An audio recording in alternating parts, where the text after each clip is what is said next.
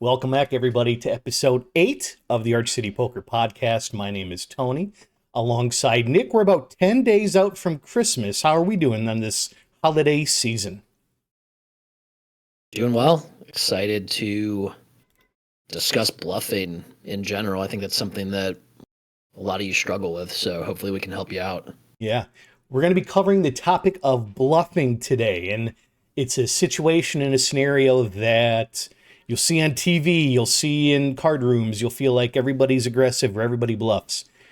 Bluffing, the idea of bluffing is, yes, you are representing a hand that you don't have, or you are placing money into the pot that identifies with maybe something that you don't have, or you're trying to identify, like your hand's trying to be something that it's not. So we're just going to review a variety of topics that really break down how bluffs can be constructed. We're going to kind of deconstruct how bluffing works. Traditional bluffing candidates within a hand, because it's not a specific hand. It's a specific situation that your hand has to interact with the board in specific ways to make your bluff stronger. And if you haven't caught last week's episode, which was episode 7, we covered PLO.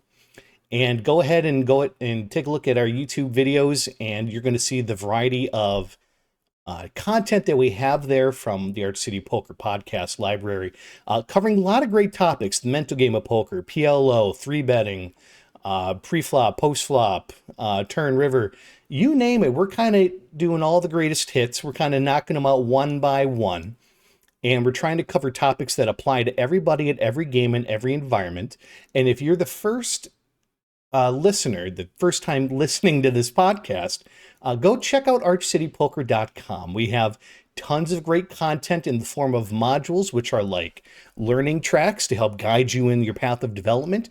We also have a lot of freestanding content that's not a part of a series that are covering things like streamed live hand history analysis, Nick and mine's personal hand history analysis. We cover a little bit of everything to give you an idea of what the implementation looks like of the Arch City Poker strategy that we talk about week after week on this podcast. And Nick, now that we're going to get into bluffing, I would say that everybody who's ever played poker has bluffed at some point.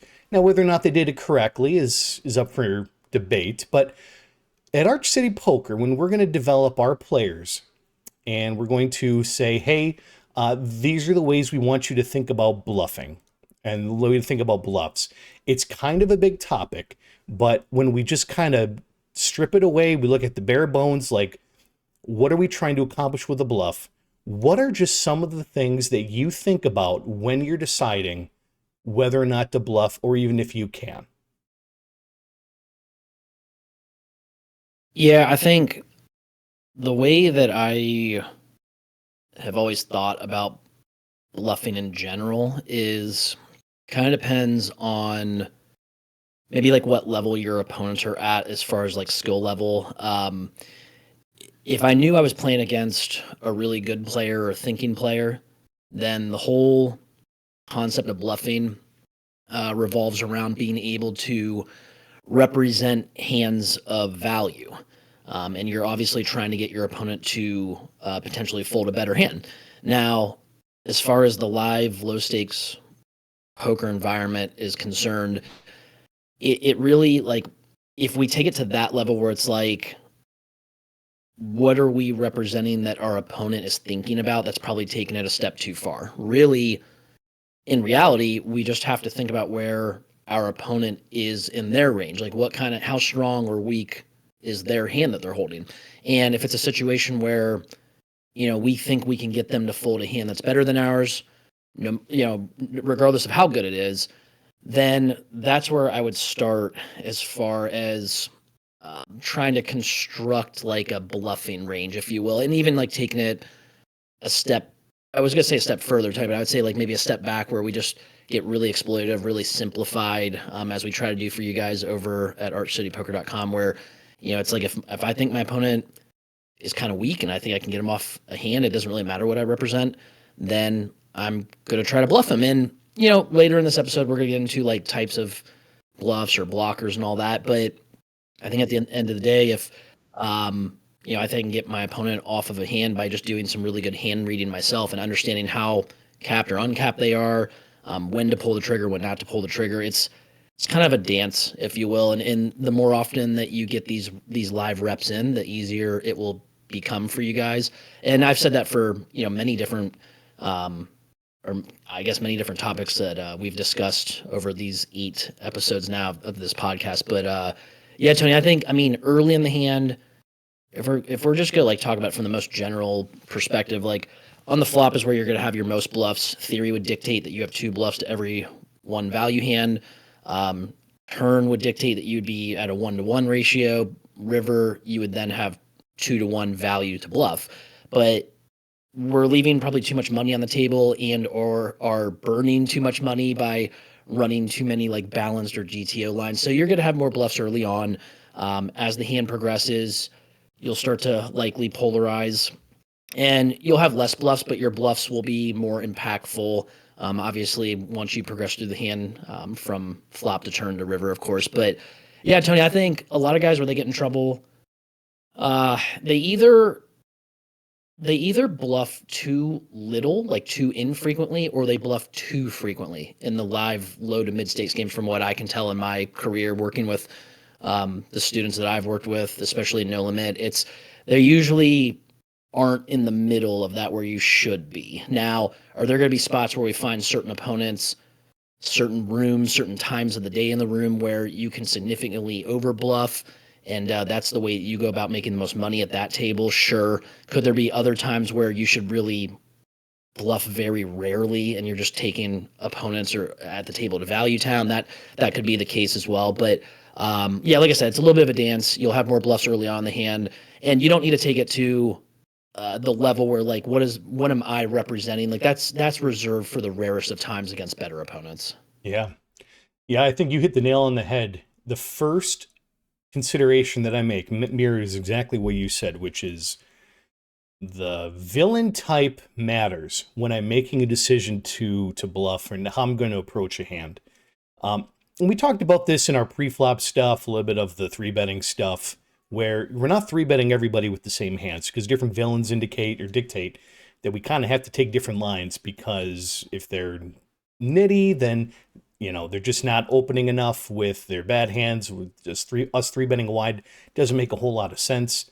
And it kind of correlates with bluffing. If our opponent has no idea of what hand ranges are, or what hands represent what, or what actions represent anything, they just look at their 2 cards and they make plays based on what 2 things they see.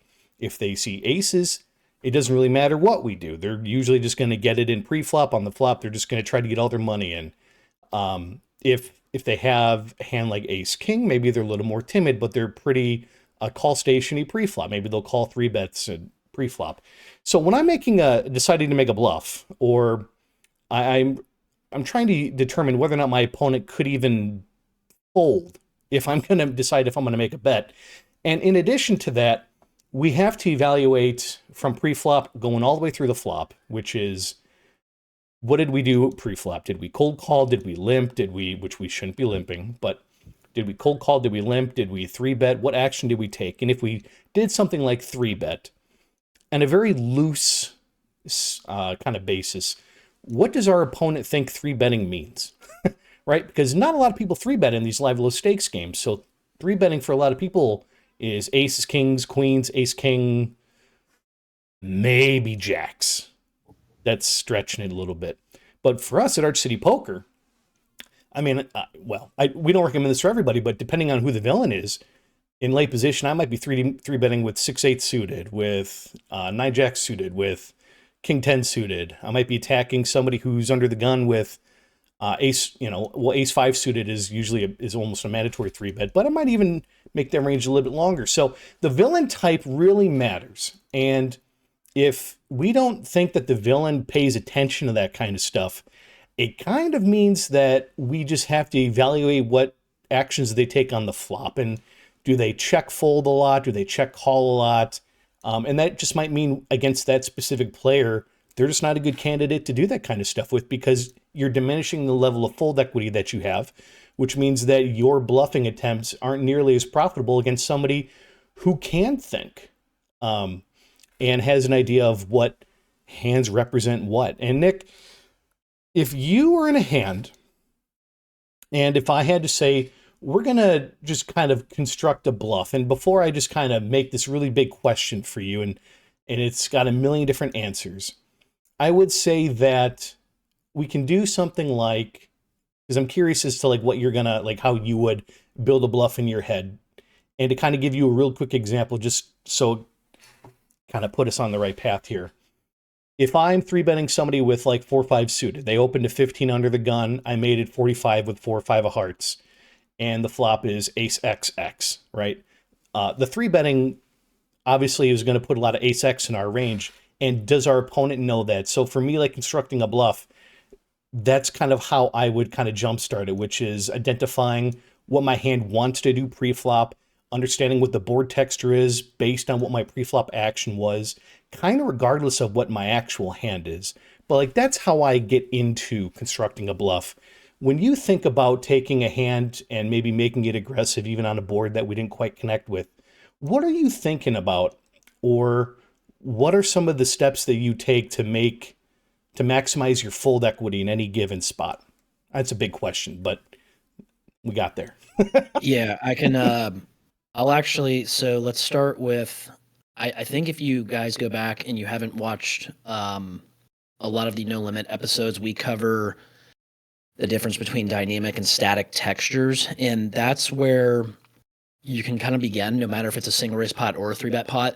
I think on dynamic textures, you generally have an easier time of starting with bluffs early on in the hand, because typically we're going to be in position most of the time. So we're going to be betting our range for smaller. And so you're obviously going to have an incredible amount of bluffs in there. Moving forward, turn and river, you, of course, are going to start to slash some of those. But because your opponents typically continue in such an ABC manner that they're going to be very capped moving forward on future streets, you are going to be able to bluff them more often than what you would be able to in theory against a good player who can actually have some good hands in the range that can kind of trap you or play back at you in those spots. So dynamic textures, I think it's easier to, I don't know if I'd say like mindlessly bluff or just start building a pot and then determine later like, oh, maybe I shouldn't have been building a pot here, but I probably can get away with continuing to build the pot to steal it later.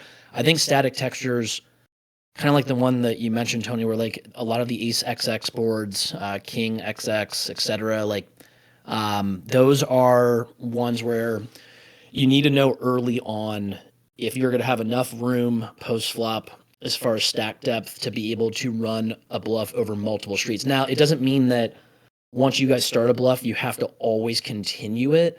But if you get to turn a river and you determine that you probably should slow down because your opponent's not going to be folding a lot of their hands by the time you get to like, especially the river, then you probably in these types of games shouldn't have started the bluff in the first place. So if I have 5-4 suited on the ace XX texture, for example, like the first things I'm thinking of are, again, like if we go back to, we kind of talk about like having 3 buckets of hands. Like we have value hands, we have hands that are probably kind of middling, showdown value types of hands, then we have bluffs. And 5-4 suited on, let's say, ace 8 deuce is obviously going to be a bluff. 5 high is not going to have showdown value. It's not going to be ahead of really any of your opponent's range. It's pretty much like the worst hand you can have. But we do have a pretty good situation there where like you have a nut gutter. It's very deceptive.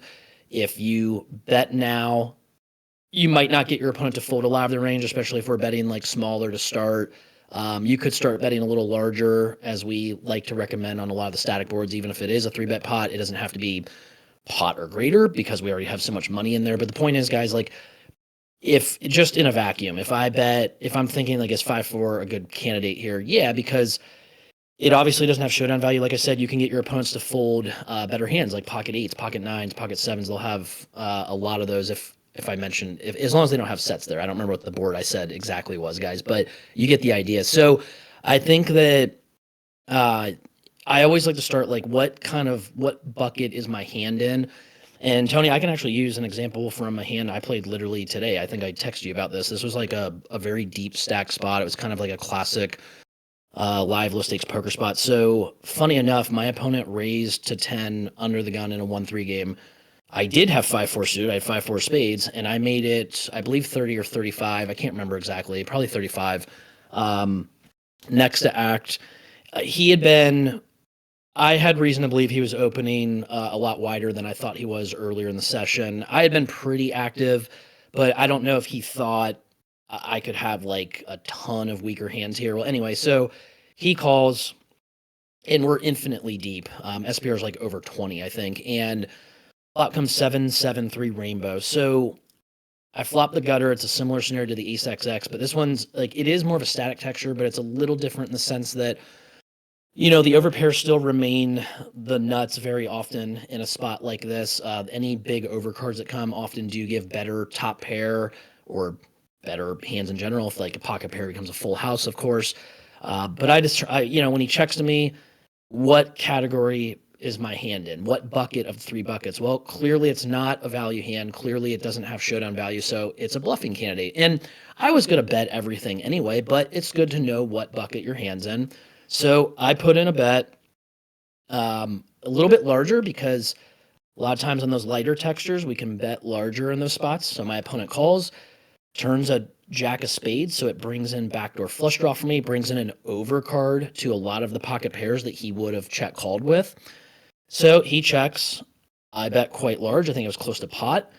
My opponent thought for a while, and he called. And, you know, so on the turn, what am I thinking there? Like, again, what category, what bucket is my hand in? Well, it's potentially a bluffing candidate since it's in that 3rd bucket. And, you know, do I get my opponent to fold a lot of better hands here? Yeah, a lot of times in a 3-bet pot, they'll play very straightforward. They will fold a lot of pairs that are underneath that now turn jack. They'll just give you credit for a lot of over pairs.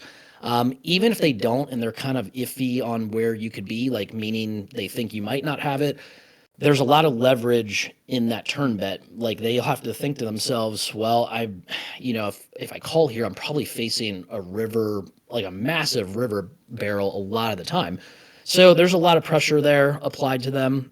But clearly I have a hand that has some pretty solid equity still if called with the flush draw with the gutter. It's a lot of deceptive equity as well. There's a lot of implied odds with that. So you have to kind of, you know, factor for that, obviously. Well, he calls again. So I don't love that, but I think it's actually okay because I know on the river that I'm going to be able to put in a massive barrel, and I probably got a lot of money out of his range there that he's probably not going to be able to realize his equity with on the river unless he like literally has flop quads or he turned the full house with jacks full now. There aren't really a lot of rivers that he's going to feel super comfortable on. So at this point, when he calls again, I think he's either getting really sticky with a hand like 9s or 8s, or he has like pocket queens, or like he somehow turned like he floated with H-Jack. River was an 8, not a flush completing 8. So for me, I now have 5 high. My opponent checks to me again. Pot is close to 400, and I have like 525 left effective. And we asked the same question again. Okay, I range my opponent. He is check called twice. It is more of a static run out, but I think I would have heard from him earlier if he had trips or better. So I think he clearly has, again, like some kind of one pair hand. Like I said, hopefully it's not pocket 8s. That would be a disaster because he's going to stack me if that's the case. But he checks. What bucket is my hand in? Is it value? Is it showdown value? Is it a bluff? Well, obviously, guys, it's 5 high. It's not value. It obviously has no showdown value. This is where a lot of players would say, well, my opponent called the 3-bet. He called the flop bet. He called the turn pot size barrel. He obviously has a hand that he feels really good about. And I set up my sizings to where I left enough room on the river to put him in a real bind with the vast majority of his range. So I put in the 520. And he thought forever, and he tank open folded pocket queens. So it's a good example of making sure you size properly, leave yourself enough room, especially when it's a static run out like that, guys, because let's say I bet much larger on the flop, which I still bet larger on the flop. Like I said, guys, I think I bet like 2/3. But let's say I bet like over pot, which is what we're betting a lot of times on these static boards when we suggest it to you. And then I bet really large on the turn again. If I leave myself maybe pot or less on the river, I think he has pot committed himself. And then even if it's like a good spot where like, we don't have showdown value at the 5 high, it's like, okay, well, I got to put in the bluff now. You set yourself up to fail in that spot because you didn't leave yourself enough room to put in the massive over bet or at least a pot size bet on the river, guys. I can't make that clear enough that if you're on these static textures and these static runouts, you need to leave yourself enough room to be able to get these guys off of top pair or even like sometimes the over pair like that. But yeah, Tony, I think that I always go back to what bucket is my hand in, and then just do some hand reading like we teach you guys over on the website. Like we have these simple strategies in place where we're betting range small in position for most of the time. Yes, on some of the static textures, we're probably going to bet larger with less of our range and check a lot more of a range. It allows us to see, exactly where our opponent is on the range on the turn after it's checked through. When we're out of position, we're checking range most of the time. Our opponents will let us know generally where they're at based on how often they bet or how often they don't bet, their sizings, and then we can go from there determining, where are we at in our range?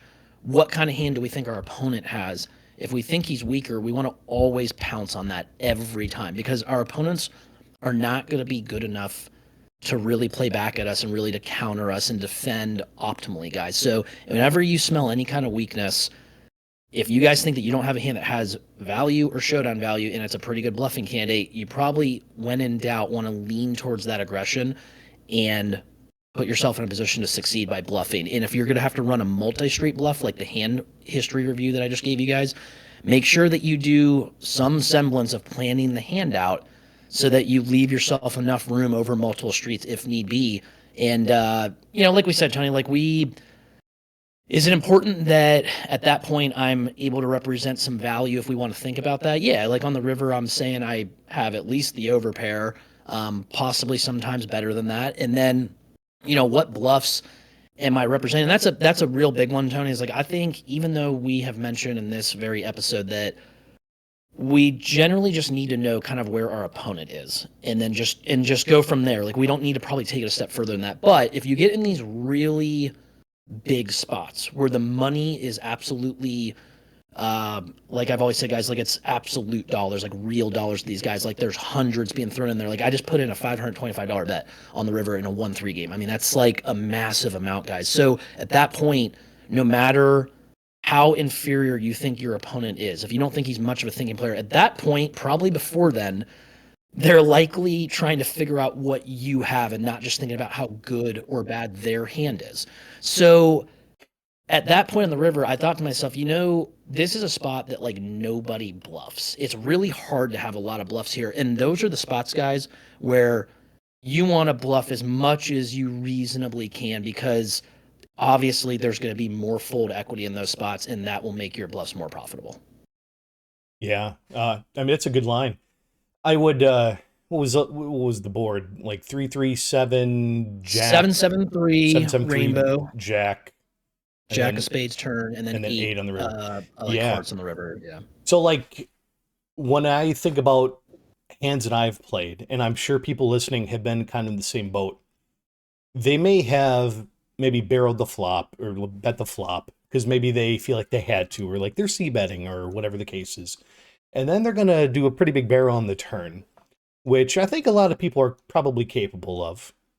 And I think on the river, when nothing really improves, a lot of people just check and give up because they think that they just don't have fold equity at that point.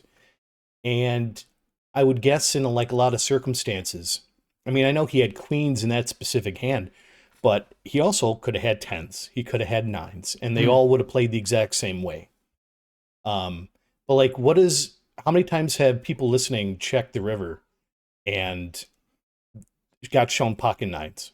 And you're like, ugh, like, great, of course, right? Something that wasn't strong. And we talked about capped and uncapped ranges. And in 3-bet pots, I think stronger hands are a little bit more deceptive. Or not deceptive, but when somebody's like calling your bets and your large sizings, their hands can still be strong. It's not middling stuff a lot of cases in 3-bet pots. But in this specific environment, if he's not raising any of these boards, if he's not raising the flop, he's not raising the turn, and he's checking on the river, he very clearly, in my opinion, it sounded like he had one pair. I didn't know exactly what he had, but it sounded like he had one pair. And if we're thinking that he doesn't have aces, because that probably would have 4-bet pre-flop, or kings, well, Right. then we're looking at queens, jacks, tens, and hope to God he doesn't have jacks. That's just Yeah. bad running. But I think that line is fantastic. And I think you also brought up a really good point, which is like you're figuring out what the stack to pot ratio is. You're looking at your stack sizes. Because if you are going to take a line like that, and I've been in spots like this too, where your flop and your turn bets need to give you enough room where a value bet on the river can get a fold.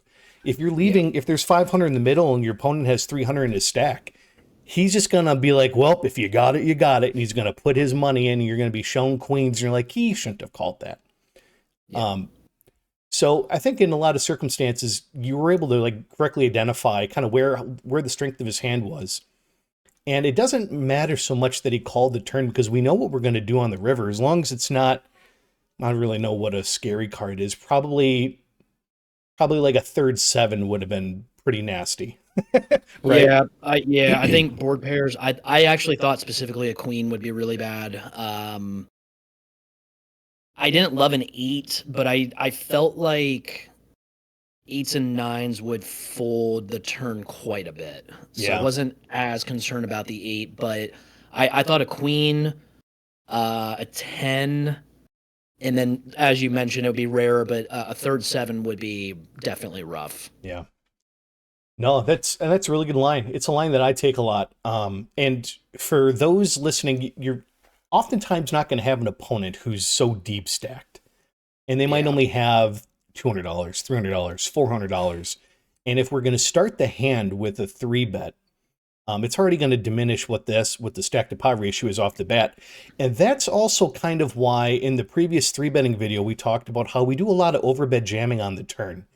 Not because that's when it's the best time to, like, it's not that we're not trying to see a river. It's we're also trying to maximize our fold equity on the turn. Because a smaller sizing doesn't accomplish a whole lot, or perhaps we're just trying to put as much pressure on our opponent as possible. And maybe the SPR is about 1, which means that now's the time to get stacks in because no other bet sizing really makes sense at this point. So when you're super deep stacked, like Nick was in his hand, I think that's where I think a lot of poker gets to be played and a lot of the creativity gets to kind of flourish and kind of be prevalent. And that's when you're gonna get the oohs and the ahs if you show down one of your bluffs, or some of the kind of cooler stuff that happens at a table, and that's where memories are really made. So, Right.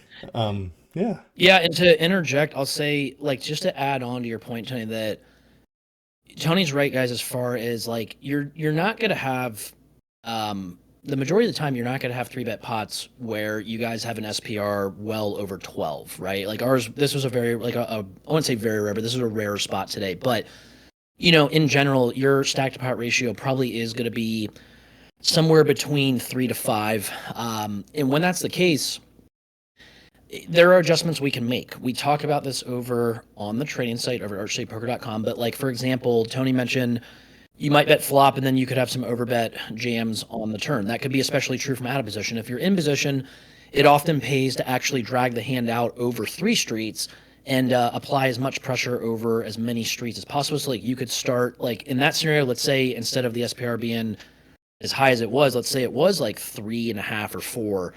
I wouldn't have bet 2/3 on the flop. I might have instead bet, honestly, something like maybe 10% pot, maybe 20% pot. And then I bet a little bit bigger on the turn, setting up basically a pot size or more river shove. So it's kind of like you need to tailor your sizings in a way to, like we said, like leave yourself enough room or flexibility. Like at the end of the day, guys, like we usually suggest like a 1 sizing strategy. Like we don't try to give you guys too many mixed strategies if at all possible, because it's tough to play a mixed strategy really well, right? Like it's better to probably play just 1 strategy that you can constantly fall back on. You'll do much better with just the simplicity of 1 sizing or 1 strategy, if you will. But this conversation goes to show you that poker is, again, we always talk about this, it's fluid. It's not so rigid. Like pre-flop is where it's going to be the most rigid street, and even then, like, we have a little fluidity that we suggest there. But post-flop, there is going to be room, even with lower SPRs, to be able to adjust your sizings and your play to where you can still get what you need to get done in the hand. Now, the best way I can put it in a vacuum, guys, is that if you are, because this topic of this podcast specifically, or this episode rather, is bluffing, just make sure that you are not only showing strength one time in the hand. So if you are showing what I would refer to as extreme strength at some point, that's very important. That can come in a couple different varieties or methods, if you will. One would be like kind of one that Tony mentioned, where maybe you bet flop, but then you overbet turn. Like that would be a sign of extreme strength. You're probably going to get more bluffs through there than you would against the like a GTO player or like a pro or something, right? The other would be, even if you bet really small on the flop, like to a lot of you guys, that's perceived to be really weak because it's a really small sizing. But if you stretch that out and you 3-bet pre-flop and then you triple barrel off, or if you bet small, overbet, jam turn, like we said, like there's multiple ways to show extreme strength. But if you guys bet flop, check turn, and then it's like a spot where you can't really represent a whole lot, and we talked about this, where like you don't probably need to have to represent a whole lot a lot of the time against really a lot of these guys, but in general, guys, like there's spots where like I see players that they will check flop, check turn, and then all of a sudden they pot river, and they've shown strength just the one time and it doesn't make sense, and a player calls them with like ace high or deuces, and they're like, oh, how could you call with that? There's 4 overcards to your pair. And it's like, well, your story doesn't make a whole lot of sense. Like, you only showed strength once, so it wasn't really extreme strength to that player. So it's, can you tell a good story if you have an opponent or a population that you need to be able to tell good stories against? And yeah, like, to be candid, guys, like these players that we're discussing, you might be one of them. They're not overly skilled. They're all trying to learn to get better for the most part. But they're not idiots. Like most of the humans that are playing this game are not idiots. Like they have some solid level of IQ. And so, there's going to be spots where you need to be able to tell some kind of credible story, but make sure that, again, you're showing strength in the form of extreme strength, a credible strength, like whether it's betting over multiple streets or having over bets or having check raises in spots. Like those are going to be signs of extreme strength where you get more fold equity. Yeah. Yeah, you're alluding to some of the next stuff that we're going to talk about, which are like bluffing candidates. And it's not specifically like you bluff with 6-8 suited and a blah, blah, blah, blah, blah. It is, what does the environment look like? And how does your hand interact with the board, if at all? Now, poker is a very fluid game. There's not one strategy, one thing to do that's always going to work. It's understanding what the stacks are, what your image is, what their image is. Are they tilting? Are they tight? Are they aggressive? Are you aggressive? All these things play into decision making with all the players at the table. So Nick, when we talk about bluffing candidates, one thing that I like to do is take a hand that is like, let's say 7-8 suited, and the flop might be something like King 7X, and I'll flop middle pair, and I would argue that that board traditionally is in favor of me because I'm usually the pre-flop aggressor. I'm not really cold calling too much unless the opponents in the hand are maybe particularly skilled, where I think cold calling is actually a bit more profitable and more advantageous to me in that moment. But a line that I like to take is I like to do a lot of check raising, or I like to be quite aggressive with like my second pair hands, just because for me it blocks middle set, which is taking away their abilities to have a hand like that. And if they have a king, depending if they cold call pre-flop, if it's a 3-bet pot, they might have something like King 10 or King Jack. And my goal is to put a lot of pressure on those middling hands, or those King X hands that might get a little uncomfortable, because at live low stakes in 1-2 and 1-3, the hands that people play pre-flop will always surprise you. They might be playing king four suited, king deuce suited, because they think that their king high flush draw is the same thing as having an ace high flush draw. And they're going to show up with a lot of weird stuff. And we have a strategy that just really tests their merit in more spots than they're comfortable with. And it really forces them to continue with only the stronger, best top parts of their ranges, which they oftentimes never have. So it's a very aggressive line that if it works, it's going to work most of the time. And they'll tell me pretty quick if this line is probably not going to be profitable moving forward. But Nick, when you're thinking about bluffing candidates, and we can kind of combine blockers with this, what are some of the considerations that you make, and how do you evaluate your hand connecting to a board? And if that like pushes you to be more aggressive with the hand, to maybe pump the brakes, or is there any dynamic that you think about depending on your hand in the board? Yeah, there's a few things to unpack with it. Like your example is a decent one as far as like, let's say it is like King 7-3. Theory would dictate that the 7x hands have probably enough showdown value that they're played like a hand that just wants to get to showdown. Like there's more check calling, there's more checking behind. However, in the live low stakes environment, players will, Tony's alluding to the fact that like a lot of players will actually bet a little too frequently when they're checked to, right? Especially when they're in position. They want to get thin value, but mostly they're not even thinking about value. Like they're just thinking about honestly like protecting their hand, even if it is a board that's not all that dynamic. So what ends up happening is they bet too much of the range and they leave themselves open to a check raise. So they'll bet a hand like nines on King 7 deuce just because they were checked to. And so they just want to bet. They don't want like an ace to come off. That's all they're thinking about. But they bet and then they face the check raise and then they're forced to overfold a lot of their range. So I think that's a spot where we definitely recommend taking, and not all second pairs are created equally, guys. Like instead of King 7 deuce, if it was King 10 deuce, I wouldn't be taking my 10x hands and turning them into bluffs because that pair is just a lot less vulnerable than the 7. Like there's a lot more showdown value to that pair. We probably don't need to take that hand and do that. But if it's King 7 deuce, if it's King 4-3, like the 4x and 3x hands are probably really good candidates, like Tony said, because we get into blockers. And I know that you guys in the comments section might say like blockers, whatever, this is a 1-3 game, but it's still important, guys. Like if you can block your opponent's hands that continue against a really, like a sign of, again, extreme strength, then that's really important to have. And if you think you're, again, lacking some showdown value, we talk about being within one of those 3 buckets. If on King 4-3, I have Ace 3, I don't know if that hand, it has a little bit of showdown value, but especially, guys, if you go from a heads up to a multi-way pot, that's a great situation, especially if you have, like if you're multi-way, I would suggest having a backdoor flush draw, but it's a really good spot where you're blocking bottom set, you're blocking some of the weird 2 pairs that the live low stakes guys can have. It's rarer, but like they still have some of those.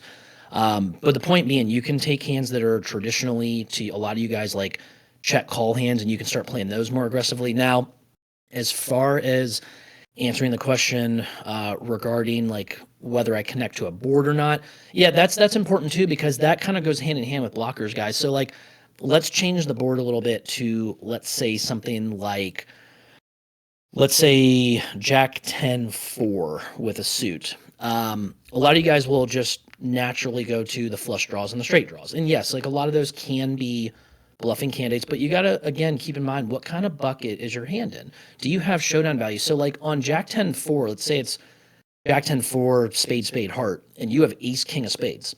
So you have a big draw. You got a big hand there, but you got to remember that your ace, king actually heads up, especially heads up, even 3 ways, has like a fair amount of showdown value, a lot of showdown value. So instead of taking a hand like ace, king of spades, and yes, it's pushing a lot of equity where I'm not trying to say you guys can't use that as like a check raise candidate, right? But to kind of give you guys an idea of what I'm talking about, like I rather would take a hand like ace 3 of spades there and turn that into the bluff, because ace 3 doesn't have as much showdown value as ace king. Like with ace king, you've got 2 overcards that if you hit one of your overcards, your top pair is likely the best pair. Ace king is better than a lot of the other ace x hands that your opponents will over bluff with a lot of the time. Whereas ace 3, the 3, if you hit it, doesn't have as much showdown value. You're losing to other ace X hands, but you still have that nut flush draw equity. So like that's just a good example. Like, and it's more theory based in general, but it gives you guys, like I said, an example of understanding that not all draws are created equally or are valued equally. Not all pairs, as Tony alluded to on the King 7 deuce. We said if it was King 10 deuce, it'd be different. Not all second and third pairs are valued equally. I still would always keep in mind kind of where I'm at within my own range. Like which one of those three buckets am I likely in here? And then again, figure out most importantly where you think your opponent is. And that kind of comes with your detective work of playing the flop. If you're out of position, you check, see if your opponent bets. How much did he bet? That's going to be honestly the most determining factor, if you will. But as far as like connecting with the board, like a lot, going back to the straight draws, guys, like that's where we go next, where a lot of you guys naturally like, okay, like if I have an open ender, or if I have a gutter, again, figure out if you have showdown value. A lot of times you won't. But the best part about the straight draws, it's not that you guys will bluff and be like, well, that's a semi-bluff. I have equity. If I hit my hand, I can win a big pot. Yeah, that's a big part of it. But keep in mind on Jack 10-4, if you have King Queen, yes, you have the nut open ender. You have the overcard with the king that often gives you the best top pair. Oh, you have actually the two overcards, if you will. But that one is way better than the ace king to get really aggressive with, in my opinion, because now you're able to bluff out a lot of the ace X hands. So you don't have as much showdown value with the king high hand. But more importantly, also, you have actually pretty good indirect blockers. Like your king queen on the Jack 10-4 is going to block a lot of king jack, a lot of queen jack. That's really important when you are determining if you're going to bluff. You would like to block a lot of your opponent's hands that are going to continue against the bluff. So yeah, like in one answer, guys, it's going to be honestly for probably 90+% of you a little overwhelming with everything I said, but it's not really all that complicated. Again, once you get more of these live reps in, once you watch more of the videos on this platform, especially this podcast where we have conversations like this, and then you come over to archcitypoker.com where we have incredible content that really breaks this down block by block.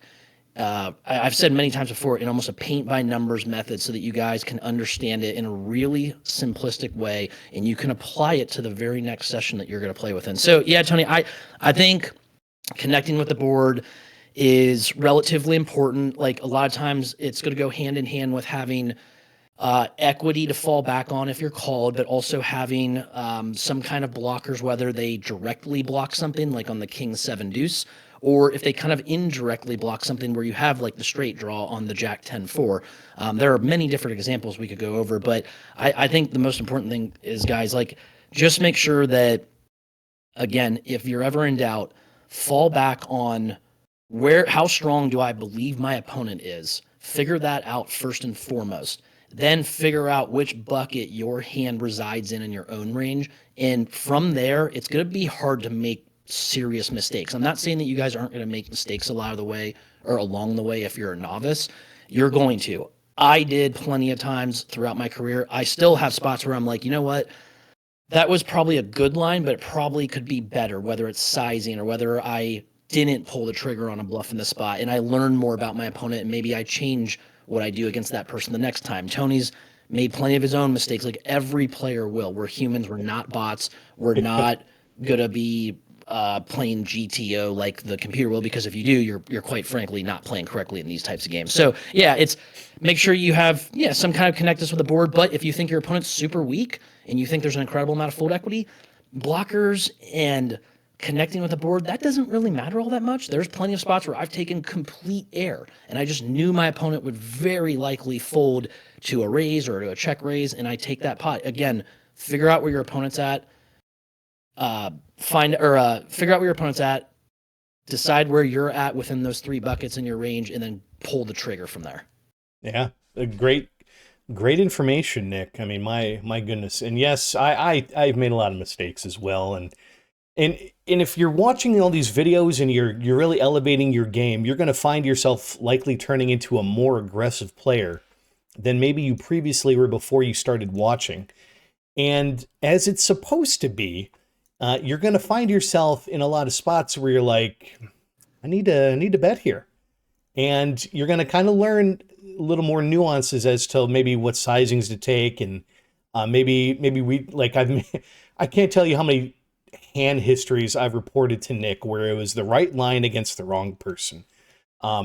So I'm sure a lot of you are going to go through that trial and tribulation as well, where you just have to put the puzzle together a little bit better before you're starting to take some of those aggressive lines. But Nick, that's going to really cap off our bluffing topic, and I'm almost sad to see it go because we honestly we could have kept going for another 40. I have tons of Yeah. questions and topics that can really expand upon this, but we can save it for another day. If you like what you're seeing and you like the content that's being provided in the podcast, go ahead and like the video. If you're seeing this on a short, go ahead and like the short, give us a thumbs up, comment, head on over to our Discord, post some of your hand histories. Let us go through them together. You'll see some of the hand histories that Nick and I play, perhaps either more recent than when Nick has just shared a hand that he played from today. And again, if you haven't checked out our X, head on over there. Go ahead, give us a follow. But otherwise, other than that, this is probably the last time we're going to meet before the holiday season. So, Nick, any departing words for anybody listening? Yeah, I'll say that a lot of you do always have questions about bluffing. In my history as an instructor, as a player that's sharing content on this platform and on our site, Tony, I think it'd be a good idea, honestly, if we do an episode on value betting, because I think a lot of players screw that up. Like they kind of take for granted the spots where they made a good hand, they bet good hand, and they won the pot. That there are spots where they're probably making sizing errors or they're not value betting thinly enough. So I think the flip side of having a general conversation about bluffing would be to actually have a general conversation about value betting. Yeah, absolutely. We can definitely line that up. Well, again, everybody, happy holidays, happy New Year, and thank you. And check out archcitypoker.com for all your poker needs. Thanks, everybody. Have a great day.